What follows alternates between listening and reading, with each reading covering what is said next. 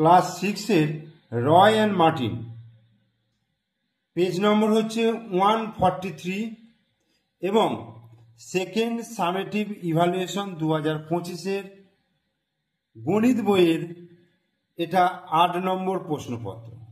ঠিক আছে, 8 নম্বর প্রশ্নপত্রটা তোমাদেরকে এই ভিডিওতে করাবো। এর আগে যে 7টা প্রশ্নপত্র তোমাদেরকে করিয়েছি, আমি পরপর করিয়েছি, সেগুলো যদি কেউ না দেখে থাকো তোমরা, তাহলে এই ভিডিও দেখার শেষে ভিডিও ডেসক্রিপশন বক্সে তোমরা প্লে লিস্টের লিঙ্ক পেয়ে যাবে। সেই প্লে লিস্টের লিঙ্ক থেকে তোমরা টোটাল একদম 1 থেকে 8 পর্যন্ত পেয়ে যাবে। ঠিক আছে, যেহেতু এটা 8টা করছি তাহলে 8 পর্যন্ত তোমরা পেয়ে যাবে। তাই তোমরা ওই ভিডিওগুলো দেখবে এবং যেহেতু পরীক্ষার সামনে তার জন্য পরীক্ষার প্রিপারেশন নেবে। তাহলে শুরু করছি। একের দাগে দেখো, বলছে নিম্নলিখিত প্রশ্নগুলির নির্দেশ অনুযায়ী উত্তর দিতে বলেছে। শূন্যস্থান পূরণ করো। 3.7 মিলিমিটার সমান ড্যাশ সেমি। 3.7 মিলিমিটার সমান কত সেমি? তাহলে মিলিমিটার থেকে সেমিতে যেতে গেলে তাহলে বাঁ দিকে যেতে হবে, তাই তো? অর্থাৎ দেখো, ব্যাপারটা বোঝাচ্ছি আমি তোমাদেরকে। মিটার থেকে যদি লিখি মিটার, মিটার ডেসিমিটার, ঠিক আছে, সেন্টিমিটার বা সেমি, তারপরে হচ্ছে মিলিমিটার, এইভাবে ঘরগুলো রয়েছে। এবার তোমাকে বলেছে 3.7 মিলিমিটার, অর্থাৎ এই মিলিমিটার থেকে তোমাকে আনতে হবে সেন্টিমিটার, অর্থাৎ কি করতে হবে? 10 দিয়ে তোমাকে ভাগ করতে হবে, তাই তো? ডান দিক থেকে এক ঘর যদি বাঁ দিকে আসে তাহলে কি করতে হবে? 10 দিয়ে ভাগ করতে হবে। তাহলে 3.7 মিলিমিটার মিলিমিটার সমান 3.7 ভাজিত 10 সমান 0.37। এক ঘর দশমিক বাঁ দিকে সরে এলো, তাহলে 0.37 সেমি, এটা অ্যান্সার। এরপরে দুয়েরটা বলছে শূন্যস্থান পূরণ করো। আয়তনের একক কি? আয়তনের একক হচ্ছে লিটার,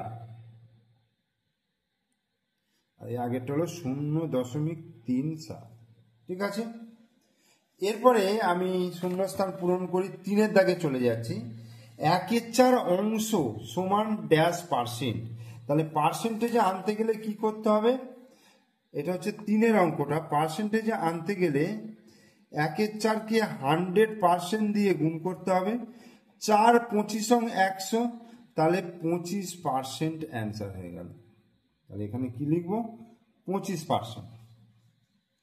শূন্যস্থান পূরণ করো। অর্ধগোলকের তল সংখ্যা। অর্ধগোলকের তল সংখ্যা দুটো হয়।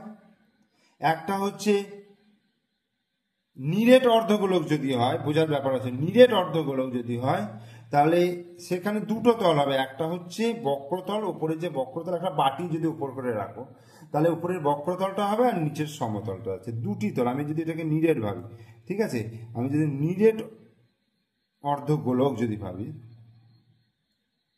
ঠিক আছে, তাহলে দুটি তল। সত্য এবং মিথ্যা লিখতে বলেছে। সবচেয়ে বড় পূর্ণ সংখ্যার অস্তিত্ব নেই। ঠিক কথা। কেন ঠিক? এটা সত্য কথা। কেন? তুমি ধরো সব থেকে বড় সংখ্যা ধরলো 1 কোটি। 1 কোটির থেকেও তো বড় সংখ্যা রয়েছে 1 কোটি 1। আমি বললাম 1000 কোটি, তাহলে 1000 কোটির থেকেও বড় সংখ্যা রয়েছে 1000 কোটি 1, আমি লিখতেই পারি। তাহলে ঠিকই বলেছে যে সবচেয়ে বড় সংখ্যার কোনো অস্তিত্ব নেই। 1/6 সসীম দশমিক সংখ্যা না অসীম দশমিক সংখ্যা? তো সেটা করার জন্য আমার 1-কে 6 দিয়ে ভাগ করে আগে দেখতে হবে। 1/6, 1/6, তাহলে 1-কে 6 দিয়ে ভাগ করব, দশমিক দিয়ে শূন্য খাওয়ালাম, তাহলে 6 দুগুণে 12 যাবে না, তাহলে 6 1-কে 6, 4 নামলো, দশমিকের জন্য শূন্য খেলো, 6 6 36 হলো 4, আবার শূন্য নামলো, 6 6 36 হলো, আবার 4 নামলো, শূন্য দিলাম, তাহলে কি আসছে? 6টা রিপিট হচ্ছে, অর্থাৎ 0.166 এর মাথায় আবৃত দশমিক। তার মানে এটা কি? সসীম না অসীম? অসীম। এটা হচ্ছে অসীম দশমিক সংখ্যা, মানে এটা শেষ নেই। গুণ করতে বলেছে 0.02 গুণিত 0.2, জাস্ট 2কে 2 দিয়ে গুণ করলাম, 4 হলো। এবার দশমিকের পর এখানে দুটো, এখানে একটা, তিনটে, তাহলে 1, 2, 3 দশমিক দিয়ে 0। ভাগ করতে বলেছে দেখো 7 ভাজিত 3.5, এটা কত কত 8-এরটা। 7কে 3.5 দিয়ে ভাগ, তাহলে আমি দশমিকটা তুলে ওপরে গুণ চিহ্ন দিয়ে 10 খাওয়াতে পারি, কারণ দশমিকের পর একটা ঘর আছে মানে 10। তাহলে এবার 7 5 35, 5 2 10, তাহলে 2 অ্যান্সার হচ্ছে। ঠিক আছে, তাহলে এটা উত্তর কত হয়ে গেল? 2। মানের ঊর্ধ্বক্রমে সাজাতে বলেছে, মানে ছোট থেকে বড়। কি কি রয়েছে দেখো, এটা হচ্ছে 10-এর না 9-এর অঙ্ক, 0.9 গুণিত 0.2, আবার 0.2 আছে, 0.9 আছে। তাহলে 9 2 18, মানে 0.18, 0.2, 0.9। এবার দশমিকের পরের সংখ্যা সমান করার জন্য এখানে একটা শূন্য খালাম, এখানে একটা শূন্য খালাম, তাহলে দেখো দুটোর আগে দশমিক, এটাও দুটোর আগে দশমিক, দশমিক তুলে দিলাম। তাহলে 18, এটা 20, এটা 90, তাহলে কোনটা বড় সব থেকে? 90 বড়। ছোট কোনটা? 18।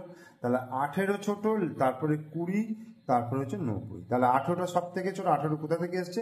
0.9 গুণিত 0.2 লেস দেন 0.2 লেস দেন 0.9, এটা অ্যান্সার। সমবিন্দু সরলরেখা বলতে কি বোঝো? আমি মুখেই বলে দিচ্ছি, 3টে বা তার বেশি সরলরেখা যদি একটা বিন্দুতে ছেদ করে তাহলে সেইটাকে বলবো সমবিন্দু সরলরেখা। এই সরলরেখাগুলোকে বলবো সমবিন্দু, অর্থাৎ একটা বিন্দুতে পাস করছে। 3টে অসমাপতিত সরলরেখা সর্বাধিক কতগুলি বিন্দুতে ছেদ করতে পারে? এইভাবে। তাহলে 1, 2, 3টে, 3টি সর্বাধিক 3টে বিন্দুতে ছেদ করতে পারে। সমাপতিত মানে একটা সরলরেখার উপরে একটা সরলরেখা পড়ে যাওয়া। -23 টাকা জমা, এর বিপরীত রাশিটি কি? জাস্ট একটা চেঞ্জ করব, 23 টাকা জমা, এর বিপরীত রাশি। একটি বর্গাকার পার্কের বাহুর দৈর্ঘ্য 15 মিটার, পার্কটির পরিসীমা কত?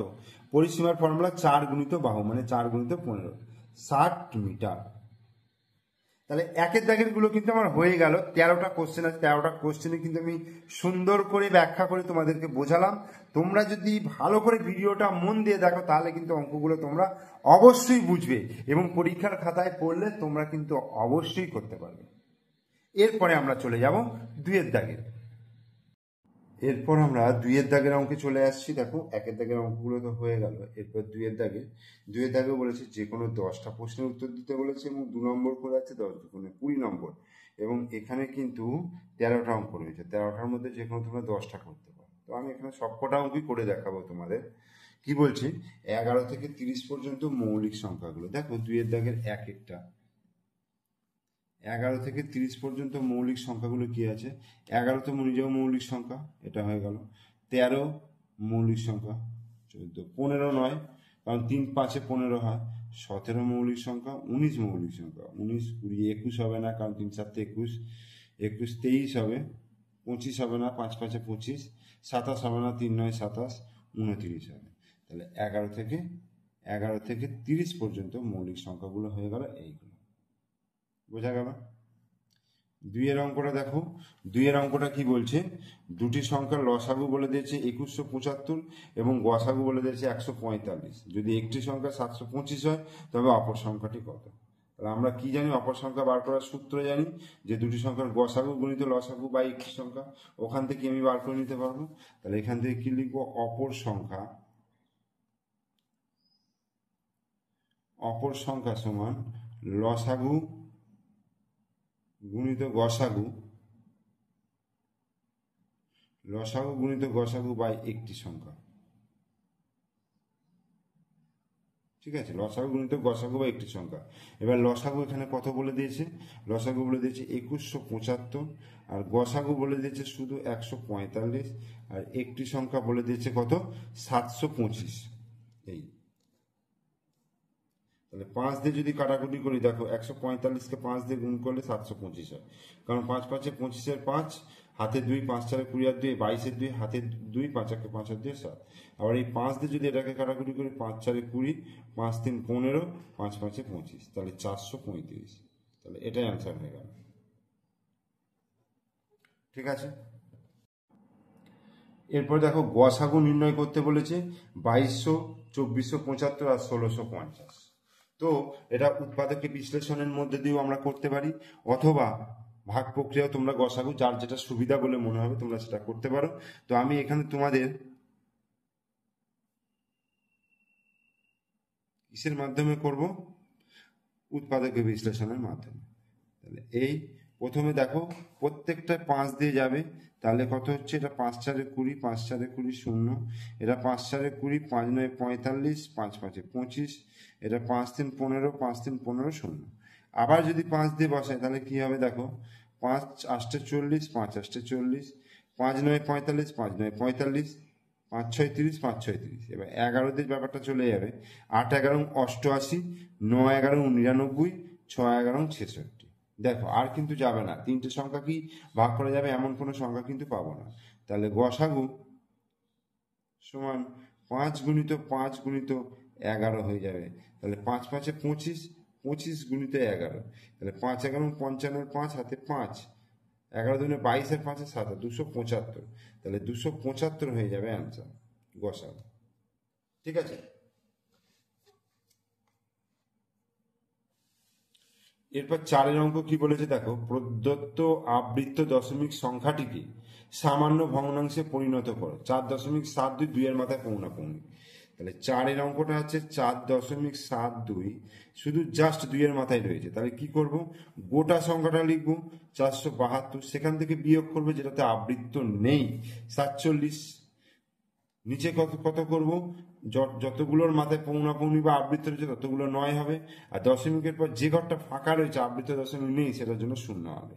তাহলে হয়ে গেল 7 কয় দিতে 12, 5 দিতে হাতে 1, 4 5, 6 7 2 আর 4, 425/90। আমরা 5 দিয়ে করি, 5 8 40, 5 5 25, 5 18 90। বোঝা গেল? আর কিছু যাবে?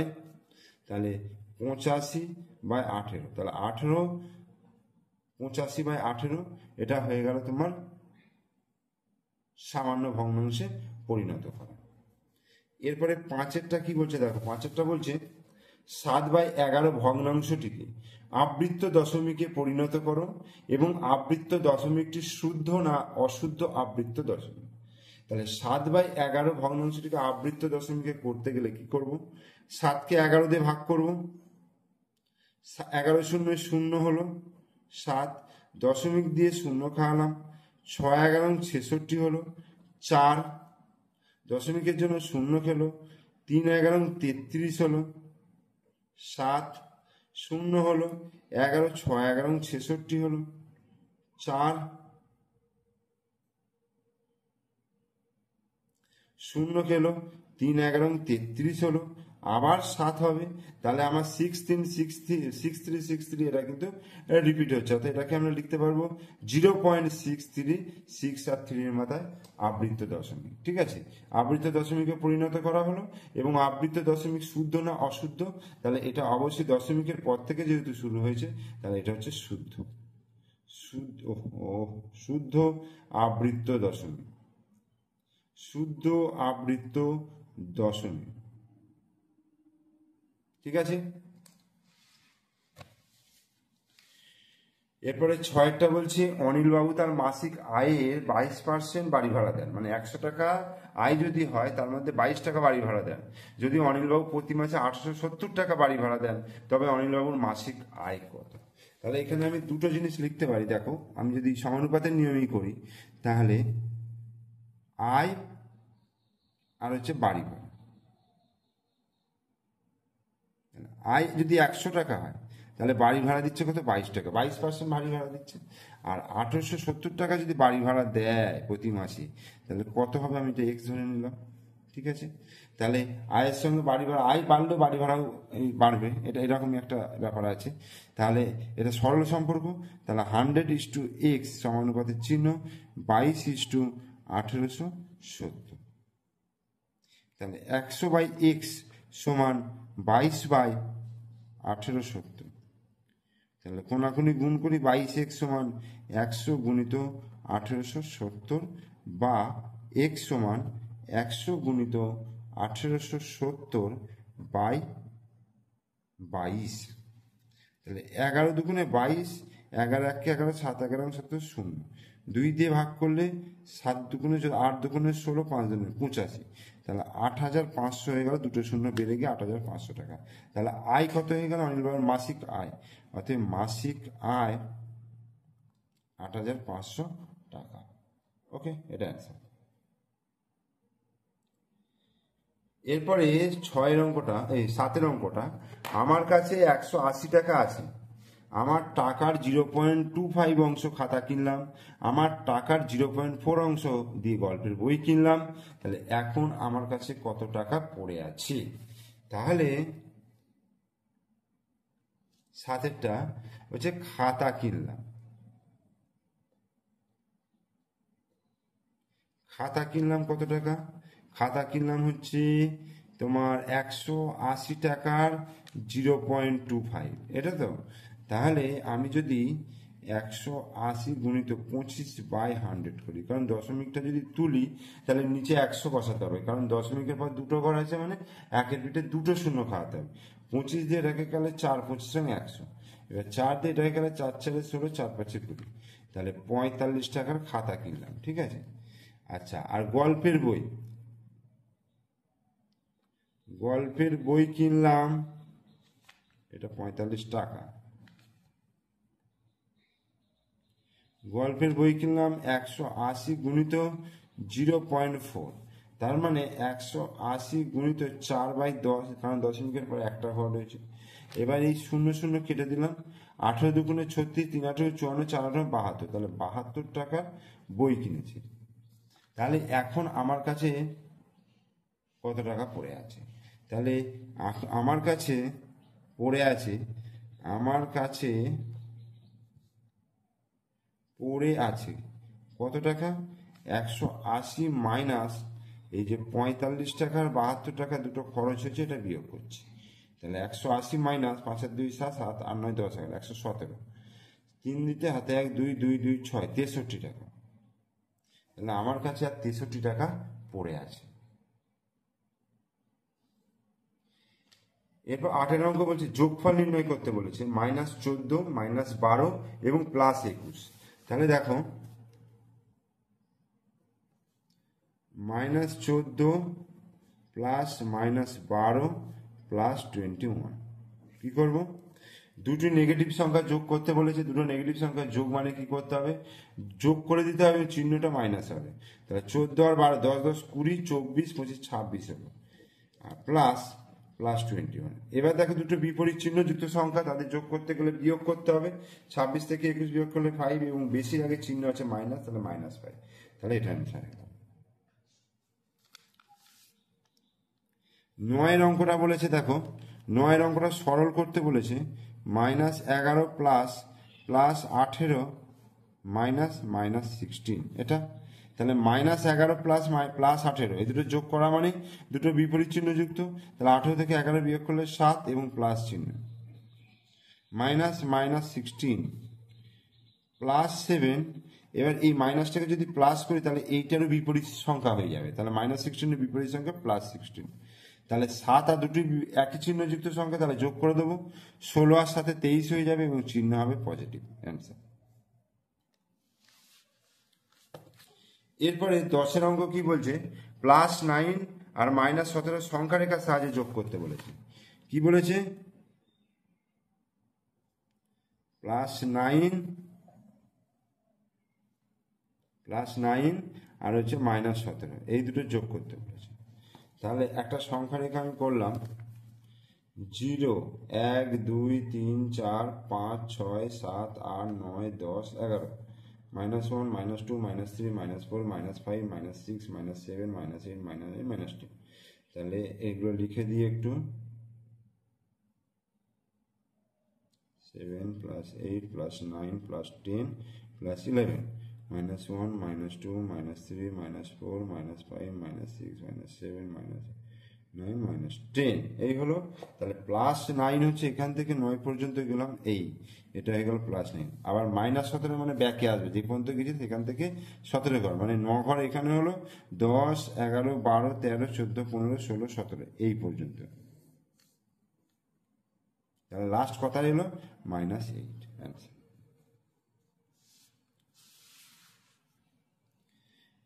এরপরে সরল করতে বলেছে +25-এর বিপরীত সংখ্যা, -7-এর বিপরীত সংখ্যা, -6-এর বিপরীত সংখ্যা। তাহলে অঙ্কটা আগে টুকে নি। দেখো 11 অঙ্কটা লিখি। +25 এর বিপরীত সংখ্যা, -7-এর বিপরীত সংখ্যা,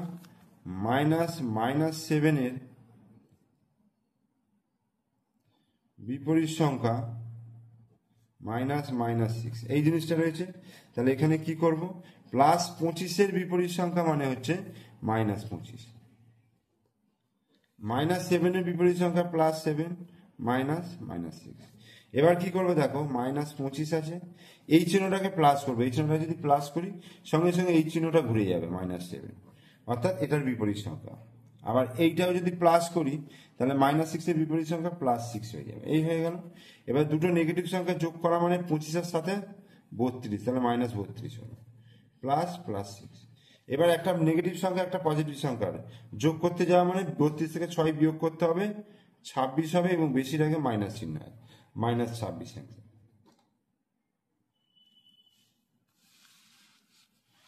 এরপরে 12 দাগের অঙ্ক, আয়তাকার ভূমি বিশিষ্ট এবং ত্রিভুজাকার পার্শ্বতল বিশিষ্ট একটি প্রিজম অঙ্কন করতে বলছে। আয়তাকার ভূমি বিশিষ্ট একটা প্রিজম আঁকা, দেখো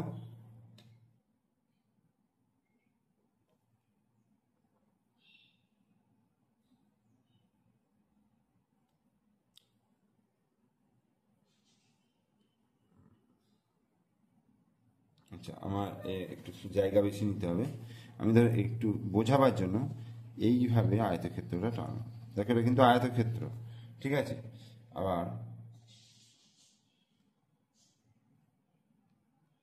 প্রিজম যেহেতু, তাহলে উপর নিচে সেম থাকবে, তাহলে এটার সঙ্গে এটা যোগ করলাম, এটার সঙ্গে এটা যোগ করলাম, এটার সঙ্গে এটা যোগ করলাম, এটার সঙ্গে এটা হচ্ছে প্রিজম, ঠিক আছে।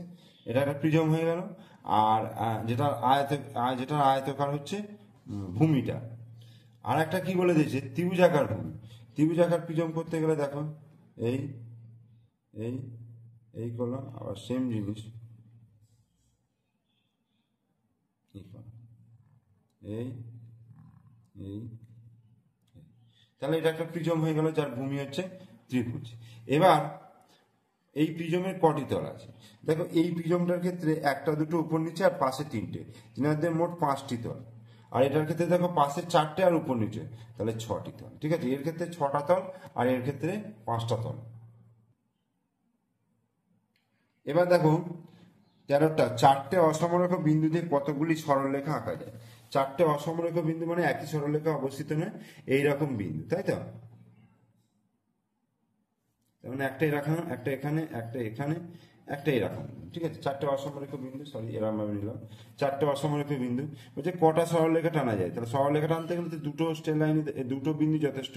তাহলে এই একটা হলো, এই একটা হলো, এই একটা হলো, 3টে হলো। এবার এটার সঙ্গে এটা 4টে, এটার সঙ্গে একটা 5টা হলো। আচ্ছা, এবার এটা একটা 6টা, তাহলে মোট 6টা সরলরেখা কিন্তু টানা গেল, তাই তো। প্রত্যেকটি সরলরেখার নাম দিতে বলেছে। আমি যদি এ বি সি ডি লিখি তাহলে কি হবে, দেখো A B, A C, AD, BD, BC, আর হচ্ছে ডিসি করেছি কি, ডিসি। তাহলে এই 6টা হয়ে গেল। তাহলে আমার এখানে কিন্তু 2-এর দাগের যে অঙ্কগুলো দিয়েছিলাম, 2-এর দাগের যে অঙ্কগুলো, আমি 2-এর দাগের অঙ্কগুলো কিন্তু 13টা অঙ্ক করে ফেললাম। এরপরে আমরা চলে আসবো 3-এর দাগের অঙ্ক। এখানে 6খানা অঙ্ক রয়েছে এবং 6টা অঙ্কের মধ্যে 4টে নয় 5টা করতে বলেছে এবং 4 নম্বর করে 5 4 20 নম্বর। ঠিক আছে, এগুলো একটু বড় অঙ্ক হবে, আগের অঙ্কের থেকে এগুলো বড় অঙ্ক হবে, একটু ধৈর্য সহকারে করতে হবে এবং ধৈর্য সহকারে ভিডিওটাও তোমরা দেখবে। 3-এর দাগের 1-এর অঙ্কটা কি আছে, সরল করতে বলেছে। তাহলে সরলটা করি। দেখো দেখো এই 3-এর দাগের 1-এর অঙ্কটা সরল করতে বলেছে। এখানে দেখো আমি একটা খুব সহজ প্রসেসে দেখিয়ে দিচ্ছি, কিন্তু এটা তোমাদের এখনো হয়নি, মানে এটা হচ্ছে কি বলবো, এটা সূত্রের সাহায্যে করা। সূত্রের সাহায্যটাকে দেখিয়ে দিই, তারপর তোমাদেরকে তোমাদের শ্রেণীতে যেভাবে করানো হয় সেইভাবে করবো। দেখো 0.35 গুণিত 0.35, তাহলে 0.35 তার স্কোয়ার। ঠিক আছে, আবার এটা দেখো 0.25 দুটো আছে মানে স্কোয়ার হলো। তারপর যোগ 2 গুণিত 0.35 গুণিত 0.25। তার মানে আমি এটাকে যদি এ ভাবি, এটাকে যদি বি ভাবি, তাহলে square plus B square plus 2 into A into B. তাহলে সূত্রটা হচ্ছে এ প্লাস বি তার স্কোয়ার, মানে এ প্লাস বি তার স্কোয়ার সমান A square plus B square plus 2ab। এটা হচ্ছে সূত্র। তাহলে এখানে আমি কি পাবো, 0.35 প্লাস 0.25 তার স্কোয়ার। হাতের বাজি 10 হাতে 1, 3 4 5 6 6 0.60 তার স্কোয়ার। এটা হয়ে গেল, এই শূন্যটা কেটে দিই, তাহলে 6 36 হচ্ছে, এটা হয়ে গেল 0.36, 0.36, এটা অ্যান্সার হয়ে যাবে। অথবা আমাদের কি করতে হবে বলো দেখুন, যদি এখান থেকে করি 0.35কে 0.35 দিয়ে গুণ করতে হবে। বোঝা গেল? এটা প্রত্যেকটা গুণ করে করে বসাতে হবে। ধরো 0.35কে 0.35 দিয়ে গুণ করলে 0.1225 হবে। আবার 25কে 25 দিয়ে গুণ করলে 625, মানে 0.0625। আর এটা যদি গুণ করি দেখো 0.35 গুণিত 0.25, এটা হবে গুণিত আবার 2 দিয়ে গুণ করতে হবে, তাহলে 0.175। এবার এইটাকে যদি যোগ করি, 3টাকে যোগ করলে একসঙ্গে হবে 0.3600। তার মানে 0.1225 এইভাবে লিখলে, 0.0625 লিখলে, 0.175 এটা 0 লিখলে। এই যে 5 আর 5 10 0 হাতে 1, 2 আর 3, 3 হাতে 5, 5 আর 10 0 হাতে 1, 2 আর 3, 6 3 9, 9 10 16 6 হাতে 1 3, 0.36। ঠিক আছে, তাহলে এটা এইভাবে অ্যান্সার তোমাদের এইভাবে করতে হবে। তাহলে 1-এর দাগের হয়ে গেল। এরপর আমরা চলে আসছি 2-এর দাগের অঙ্ক। কি বলেছে, একটি শহরের বর্তমান জনসংখ্যা 26,250 জন। যদি বার্ষিক 4% হারে জনসংখ্যা বাড়ে, তবে পরের বছরে জনসংখ্যা কত হবে এবং 2 বছর পরে জনসংখ্যা কত হবে। দেখো এই অঙ্কটা আমি করেছি। দেখো প্রথম বছরের জনসংখ্যা বাড়ছে কত, 26,250 এর 4% জনসংখ্যা বাড়ছে।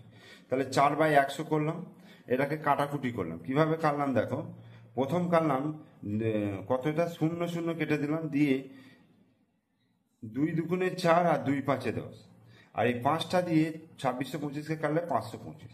তাহলে 525 গুণিত 2 1050 জন, অর্থাৎ পরের বছর জনসংখ্যা কত হবে, 26,250 প্লাস 1050, অর্থাৎ 26,300 জন। এটা হলো। আবার দ্বিতীয় বছর জনসংখ্যা বাড়ছে কত, এর উপরে আরো 4%, তাহলে 4/100, দুটো করে শূন্য কেটে গেল, 273কে 4 দিয়ে গুণ করলাম 1092। তাহলে 2 বছর পর জনসংখ্যা কত হচ্ছে, 27,300 প্লাস 1092 সমান 8,392 জন। ঠিক আছে,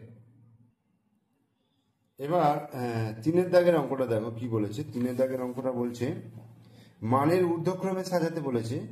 0.53, 3-এর মাথায় পৌনঃপুনিক আছে, 2/25 আছে, আর 16/75 রয়েছে। তো প্রথমে কি করবো, এইগুলোকে যদি আমি দশমিকে প্রকাশ করি, দেখো 2কে যদি 25 দিয়ে ভাগ করি, 2কে যদি 25 দিয়ে ভাগ করি, দশমিক দিয়ে শূন্য খেলাম, আর একটা শূন্য দিয়ে শূন্য খেলাম, 8 25 200। তাহলে এইটা আছে 0.5, 3-এর মাথায় পৌনঃপুনিক, এইটা আছে 0.08 রয়েছে। এবার 16কে 75 দিয়ে ভাগ করা মানে দশমিক দিয়ে শূন্য খেলো, 75, 1কে 75, 5 7 8 8 দিতে, ও বাবা হবে, এটা 2 দিয়ে যাবে, 75 দুগুণে 150 হলো, তাহলে এখানে 10, দশমিকের জন্য শূন্য খেলো, 75, 1কে 75, 25 হলো, দশমিকের জন্য শূন্য খেলো, 75 3 225 হলো। ঠিক আছে, আমার কিন্তু আর দরকার নেই 0.213 এরকম আছে, আমার আর কিন্তু নিবার দরকার নেই। আমি 3টে করেই যদি নিই 0.533 নিলাম, এটা 0.08 আর একটা শূন্য নিলাম, 0.213 দশমিক সংখ্যাটাকে সমান করলাম। এবার আমি যদি দশমিকটাকে তুলে দিই তাহলে কত হচ্ছে দেখো, 533, এটা 80, এটা 213। তাহলে সব থেকে ছোট সংখ্যা কোনটা হচ্ছে 80। তাহলে 80 মানে 2/25, 2/25 লেস দেন, তারপরে কত 213 মানে 16/75, 16/75 লেস দেন 0.53 মাথায় পৌঁছাবো। ঠিক আছে, তাহলে এটা অ্যান্সার হয়ে গেল। এরপরে 4 অঙ্কটা, 7 দ্বারা বিভাজ্য এমন একটি ক্ষুদ্রতম সংখ্যা নির্ণয় করো যা 8, 12, 16 দ্বারা ভাগ করলে প্রতি ক্ষেত্রে 3 ভাগশেষ থাকবে। তো প্রথমে 8, 12, 16 দ্বারা বিভাজ্য সংখ্যাটা আগে ভাগ করি। ঠিক আছে,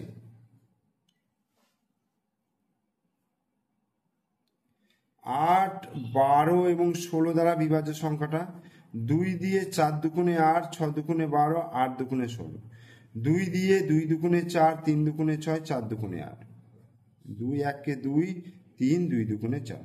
তাহলে লসাগু কত হচ্ছে 2 গুণিত 2 গুণিত 2 গুণিত 3 গুণিত 2, অর্থাৎ 2 দুগুণে 4, 4 দুগুণে 8, 3 8 24, 24 দুগুণে 48। ঠিক আছে, তাহলে 48 সংখ্যাটা কিন্তু 8, 12 এবং 16 দ্বারা বিভাজ্য। এইবার 7 দ্বারা বিভাজ্য এমন একটা ক্ষুদ্রতম সংখ্যা তৈরি করতে হবে যেটা দিয়ে এটাতে ভাগ করলে 3 ভাগশেষ থাকবে। তাহলে 7 দ্বারা বিভাজ্য সংখ্যাটা বার করতে হবে আগে। তাহলে 48কে 7 দিয়ে ভাগ করলে 6 7 42, 6 হলো। ঠিক আছে, 6। এইবার 6কে যদি আমি 1 দিয়ে গুণ করি, গুণ করে যদি আমি 3 যোগ করি, তাহলে 6 1 6 আর 3 9। এটা কিন্তু 7 দ্বারা বিভাজ্য নয়, 7 দ্বারা বিভাজ্য নয়।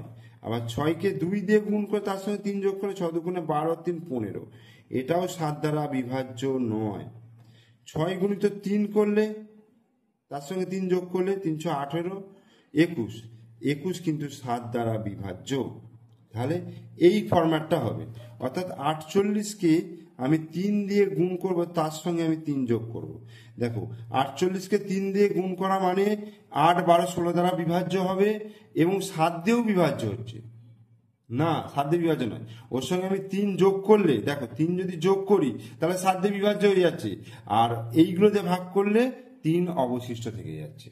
তাহলে 3 8 24 4, 3 4 12 13 14 প্লাস 3 সমান 147। দেখো 147টা কিন্তু 7 দ্বারা বিভাজ্য, আর 8, 12, 16 দিয়ে ভাগ করলে 3 ভাগশেষ থাকবে। এটাই অ্যান্সার। 5টা বাজে তোমাদের স্কুল থেকে শিক্ষামূলক ভ্রমণের ব্যবস্থা করা হয়েছে। 6ষ্ঠ শ্রেণীর 32 জন, 7ম শ্রেণীর 36 জন এবং 8ম শ্রেণীর 28 জন যাবে।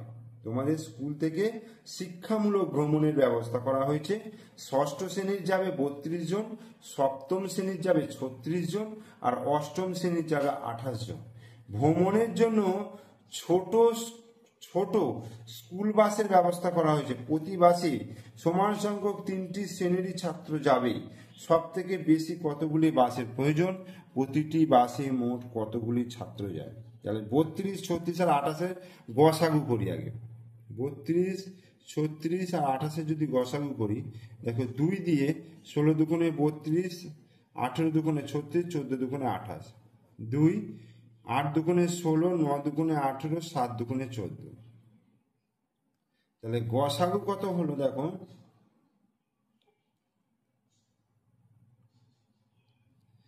2 গুণিত 2, 2 গুণিত 2 মানে 4। দেখো এখানে 4 হয়েছে, আমি যদি 4টি বাস করি, ঠিক আছে, দেখো 4টে বাস করলে ধরো একটা বাস, দুটো বাস, 3টে বাস, 4টে বাসে দেখো 6ষ্ঠ শ্রেণীর কতজন করে থাকবে, 8 জন করে। দেখো সমান সংখ্যক হয়ে যাচ্ছে।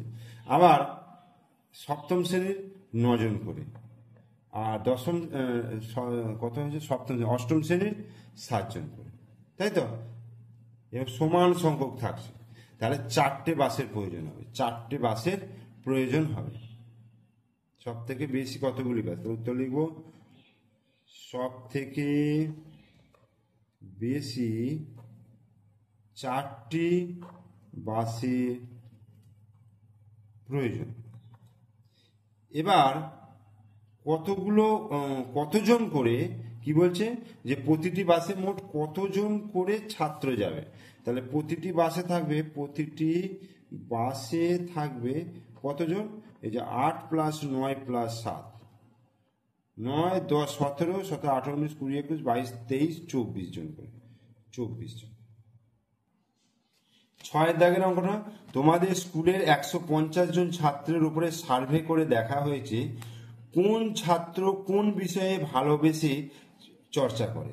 সার্ভে থেকে পাওয়া কাঁচা তথ্যটি হলো, বাংলার জন্য ছাত্র সংখ্যা 30, অঙ্কের 25, ইংরাজির 25, পরিবেশের 30, হাতের কাজ হচ্ছে 40। ছাত্র সংখ্যা এত হলে 1 একক সমান 5 জন ছাত্র নিয়ে প্রদত্ত তথ্য একটি স্তম্ভচিত্র অঙ্কন করতে বলেছে।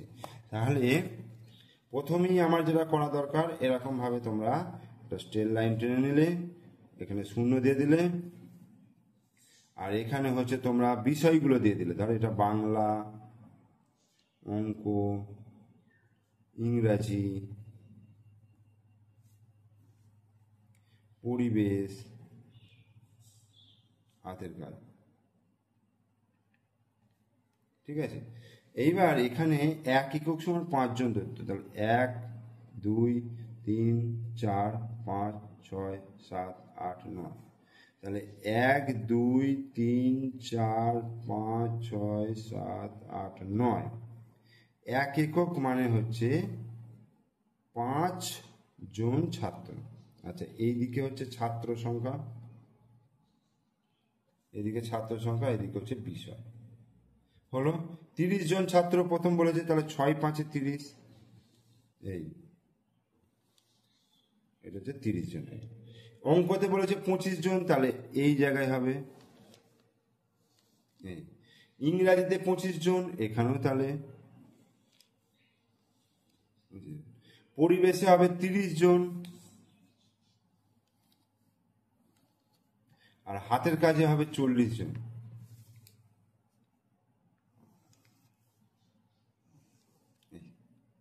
ঠিক আছে, এই হয়ে গেল।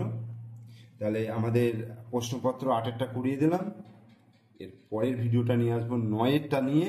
তোমরা অবশ্যই ভিডিওটা দেখবে, ভালো করে অঙ্কগুলো প্র্যাকটিস করবে, আর পরের ভিডিওর জন্য অবশ্যই ওয়েট করবে, আর আমার চ্যানেলটাকে অবশ্যই সাবস্ক্রাইব করে দিও।